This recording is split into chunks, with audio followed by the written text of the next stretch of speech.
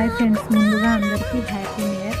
ఈ ఇయర్లో మీరు హ్యాపీగా ఉండాలని, అలాగే మీరు అనుకున్నవి జరగాలని కోరుకుంటున్నాం. ఈ న్యూ ఇయర్కి మేమైతే వేడివేడిగా మిరపకాయ బజ్జీలు అయితే వేసుకుంటున్నాం. అలాగే ఈ శనగల్ని కూడా కాల్చుకుంటున్నాం. మేము ఈ శనగలు నిన్న మార్కెట్ నుండి కొనుక్కొచ్చాము.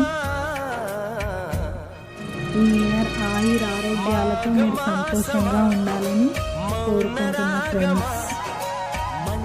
మీరు ఈ ఇయర్కి ఏం చేస్తున్నారో కామెంట్ సెక్షన్లో తెలిపండి.